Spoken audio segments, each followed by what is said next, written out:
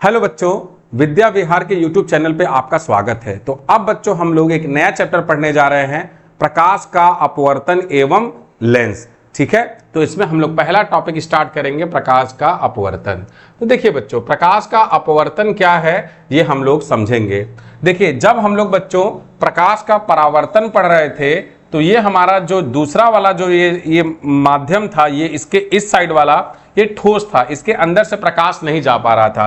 तो जब यहाँ पे प्रकाश की किरणें आ रही थी तो टकरा के वापस चली जा रही थी, तो ये प्रकाश का परावर्तन था। तो हम इसकी बात बच्चों नहीं कर रहे हैं। ठीक है, प्रकाश के अपवर्तन में सबसे पहले बेसिक हम लोग ये समझेंगे कि यदि मान लीजिए कि कोई आपका दो माध्यम है, ये माध्यम नंबर 1 और माध्यम नंबर 2 है, तो ये प्रकाश की किरणें यहां पे आएगी तो इसके अंदर भी जाएगी। ठीक है, इसके अंदर भी जाएगी। तो सरल भाषा में इसी को हम लोग अपवर्तन बोलते हैं। ठीक है, चलिए तो अब हम लोग क्या करते हैं, ये परिभाषा को समझते हैं कि प्रकाश का अपवर्तन होता क्या है, एग्जैक्टली हम लोग को लिखना क्या है एग्जाम में।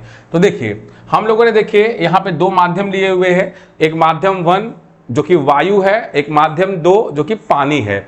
माध्यम 1 देखिए ये विरल माध्यम है। ठीक है, इसके अणु बहुत दूर दूर होते हैं। ठीक है, लेकिन ये पानी के अणु क्या होते हैं, ये पास पास होते हैं, तो इसलिए ये पानी की तुलना में ये क्या हो गया, ये सघन माध्यम हो गया।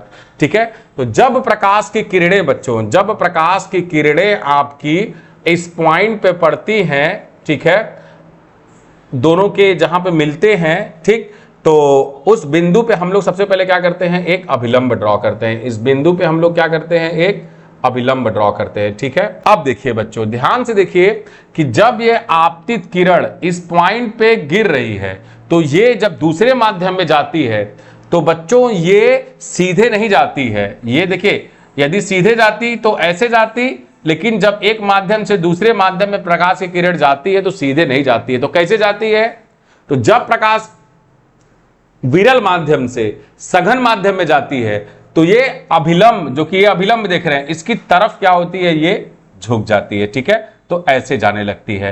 तो ये बात देखिए कि जब आपका प्रकाश एक माध्यम से दूसरे माध्यम में जाता है तो वह सीधे न जाके अपना रास्ता बदल देता है। तो इसे जो रास्ता बदल देता है, ठीक है, इसी घटना को हम लोग बोलते हैं प्रकाश का अपवर्तन। तो देखिए कि जब प्रकाश एक माध्यम से दूसरे माध्यम में तिरछा होकर जाता है, देखिए यहां पे तिरछा होकर जाता है, तो दूसरे माध्यम में इसके संचरण की दिशा, आगे बढ़ने की दिशा परिवर्तित हो जाती है। इसी परिघटना को हम लोग क्या बोलते हैं बच्चों, प्रकाश का अपवर्तन बोलते हैं। क्या बोलते हैं हम लोग, प्रकाश का अपवर्तन बोलते हैं। ठीक है, तो यहां पे एक चीज और नोट करने वाली बात है कि जब प्रकाश की किरण विरल माध्यम से सघन माध्यम में जाती है तो वो जो प्रकाश का किरण है वो अभिलंब की तरफ झुक जाती है। ये क्या है बच्चों, अभिलंब है। तो अभिलंब की तरफ देखिए क्या हो गई बच्चों, ये प्रकाश की किरण झुक गई। ठीक है, चलिए तो ये बात हम लोग को समझ में आया। अब दूसरा पॉइंट देख लीजिए। दूसरे पॉइंट में हम लोग क्या करते हैं, दूसरे पॉइंट में हम लोग क्या करते हैं, एक पहले बना देते हैं सघन माध्यम, पहले बना देते हैं हम लोग सघन माध्यम। तो सघन माध्यम बना देते हैं, इसमें आप लोग शीशा ले सकते हैं, ठीक है, पानी ले सकते हैं, और आपका दूसरा माध्यम ले सकते हैं विरल माध्यम। क्या ले सकते हैं, विरल माध्यम ले सकते हैं। ठीक है, चलिए सर, तो अब देखिए, अब इसमें क्या होगा कि जब प्रकाश की किरण बच्चों, देखिए जब प्रकाश की किरण किसी पॉइंट पे गिर रही है, किसी पॉइंट पे क्या हो रही है, गिर रही है। ठीक है, तो यहां पे मैं अभिलंब ड्रॉ कर लेता हूं समझने के लिए। ठीक है, जब आपकी प्रकाश की किरण यहां पे देखिए जब गिर रही है,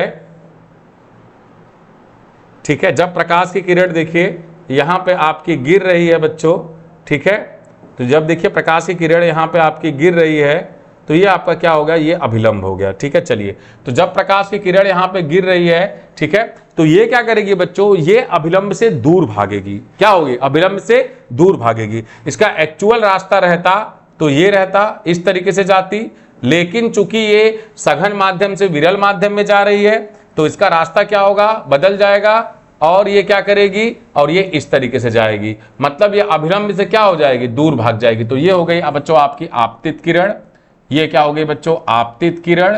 ठीक है, और ये आपकी हो गई अपवर्तित किरण। देखिए इसको मैं यहाँ पे ये भी लिख देता हूं कि ये कौन सी किरण है बच्चों, अपवर्तित किरण है। ठीक है, चलिए, तो आपतित किरण हो गई, और क्या हो गई बच्चों, अपवर्तित किरण हो गई। ठीक है, ऐसे ही आपका ऊपर वाले में भी, उस वाले में भी लिख देता हूं मैं कि ये कौन सी किरण थी बच्चों, ये हम लोग के पास, सॉरी ये वाली किरण, ठीक है, ये किरण, ये वाली किरण कौन सी है, ये आपकी है अपवर्तित किरण। कौन सी किरण है बच्चों, अपवर्तित किरण। ठीक है सर, तो ये बात हम लोग को समझ में आया। तो दोनों पॉइंट आप लोग दिमाग में अपने बैठा लीजिए। तो क्या बोल रहा हूं मैं कि जब प्रकाश की किरण विरल माध्यम से सघन माध्यम में जाती है, ठीक है, तो जो प्रकाश की किरण है वो अभिलंब की तरफ क्या होती है, झुक जाती है।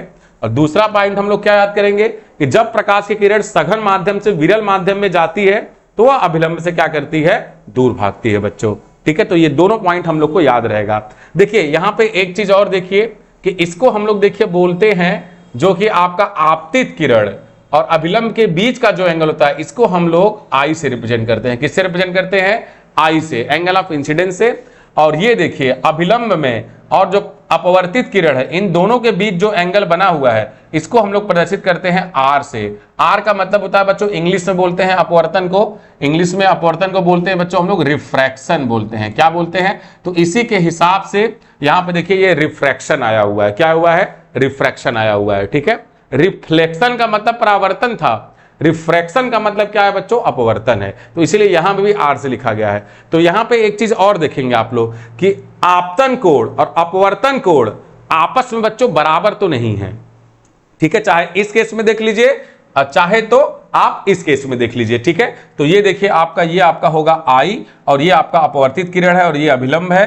ठीक है, तो ये आपका हो जाएगा आर। तो देखिए आपको देखने से भी लग रहा है कि दोनों कोण आपस में क्या है, बराबर नहीं है बच्चों। प्रकाश के अपवर्तन के कुछ उदाहरण तो ध्यान से देखिए, जैसे पानी में आंशिक रूप से डूबी हुई पेंसिल वायु तथा पानी के अंतरपृष्ठ पर टेढ़ी प्रतीत होती है। तो बच्चों ध्यान दीजिएगा, जब कभी आप लोग कोई गिलास में पानी रखिए, ठीक है, गिलास में पानी रखिए और उसमें पेंसिल रखिए, ठीक है, तो आपको पेंसिल थोड़ी सी बहुत टेढ़ी दिखाई देती है। ठीक है, तो वो टेढ़ी क्यों दिखाई देती है, तो वो आपके प्रकाश के अपवर्तन की वजह से दिखाई देती है। ठीक है, चलिए, तो ये मैंने आपका एक डायग्राम मैंने दिखा दिया है, बाकी मैं आप लोग को बता देता हूं।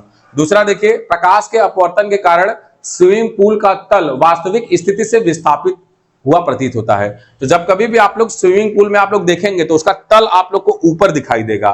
ठीक है, हल्का सा लगेगा कि बहुत ऊपर है लेकिन वो बहुत गहरा होता है। स्विमिंग पूल छोड़िए, आप लोग बच्चों घर पे नहाते होंगे, आपको टंकी उनकी होता होगा। ठीक है, तो टंकी में जब आप लोग देखते हैं तो टंकी का जो सतह होता है वो आपको हल्का सा ऊपर की तरफ दिखाई देता है। तो वो भी किसके कारण होता है, वो भी आपका प्रकाश के अपवर्तन के कारण होता है। ठीक है, तीसरा पॉइंट देखिए, कांच के गिलास में पड़े नींबू वास्तविक आकार से बड़े प्रतीत होते हैं।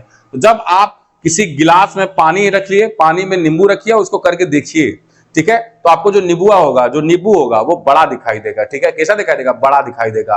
ठीक है, चलिए, तो ये भी किसके कारण हो रहा है, ये भी प्रकाश के अपवर्तन के कारण हो रहा है। अब देखिए कि कागज पर लिखे हुए शब्द गिलास स्लैब से देखने पर ऊपर उठे हुए प्रतीत होते हैं। तो एक काम कीजिए, जो आपका गिलास स्लैब होता है, ठीक है, जब आप लोग जाएंगे उसमें प्रयोगशाला में जाएंगे तो आप लोग देखेंगे शीशे का इतना बड़ा प्रकाश का स्लैब होता है। जब कुछ लिख लीजिए, लिखने के बाद कुछ लिख लीजिए कागज पे, उसके बाद ऊपर उसको रखेंगे तो जो उसका जो होगा आप देखेंगे तो आपको उठा हुआ दिखेगा। क्या दिखेगा, उठा हुआ दिखेगा। ठीक है, देखने पर ऊपर उठे हुए प्रतीत होते हैं। ठीक, तो ये आपके प्रकाश के अपवर्तन के कुछ उदाहरण हैं। ठीक है, तो आशा करता हुआ हूं कि प्रकाश का अपवर्तन सबसे पहले आपको बहुत अच्छे से समझ में आया होगा।